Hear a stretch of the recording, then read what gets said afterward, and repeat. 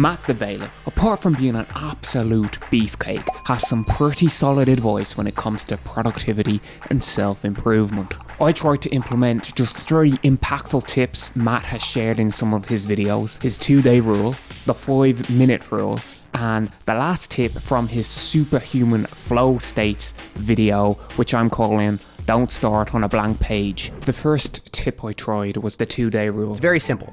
I would not allow myself to take off more than 1 day in a row for some kind of workout. But you are allowed to take a day off when needed, even multiple days a week, but never 2 in a row. I went to a wedding a few months ago, and for the first time in 2 years I put on my fancy trousers, only to find that they would barely fit. You had to squeeze into them, and I literally had to undo my button and zipper to sit down and be able to drive the car to the wedding. I paid €200 for these, and I've only worn them a few times. That is not acceptable. I need to get at least a few more years of use out of them. So diet and exercise it is. Now, I had tried before to lose the lockdown weight. I'd do some push-ups, I'd eat a plate of spinach for a week or so, but inevitably I'd see a box of donuts and inhale 7 at once. Super intense, and then crashing out in style. Any minor weight loss just comes straight back on. But using this tip, not going so intense and allowing for a day off here or there. More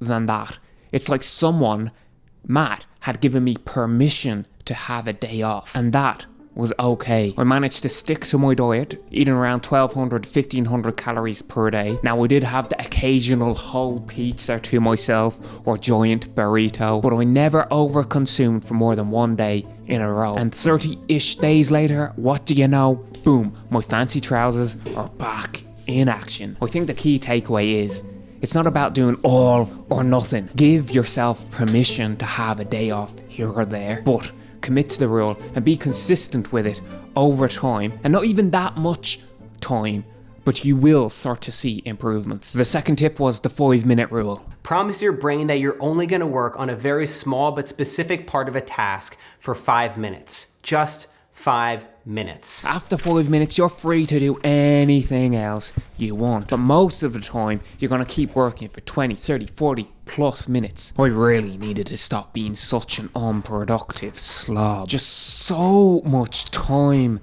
wasted doing absolutely nothing. I did manage to binge watch a couple of 100, probably more, anime seasons though, so that's something. But this tip is very effective. I am weak. I have so little willpower. Given the choice, I will perpetually procrastinate, and I will never feel like doing it. So by just committing to 5 minutes, that anyone can do, and it's okay if it's super painful, your brain screaming at you to stop. Just endure the 5 minutes, and after that, no worries. Go and watch anime or whatever, and try again in a bit. But 90% of the time, you're gonna do far more than just 5 minutes. Like me, when I was writing this video now, I really wasn't feeling it. But I committed to just doing the 5 minutes, and that was 25 minutes ago. Once you're moving, you have some momentum, it's much easier to keep on going. But just doing the 5 minutes, you get over that barrier in your brain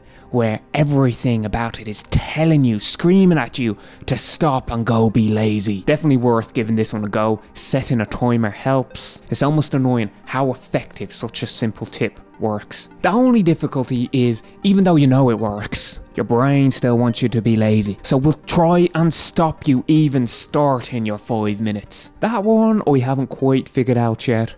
Any advice would be gratefully received. The third tip, don't start with a blank page. It's the last tip in his video about being a superhuman, flow states video. And one of the most difficult things to face as a writer is a blank page.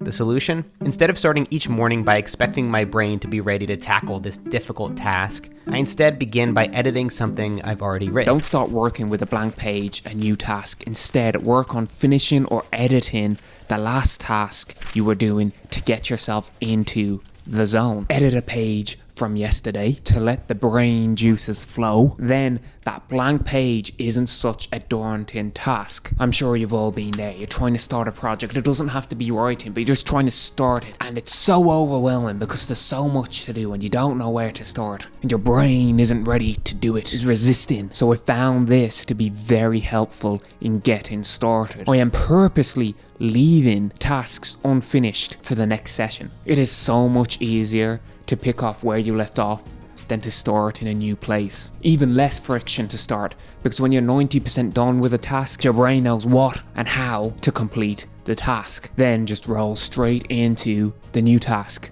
It works great in combination with the 5-minute rule.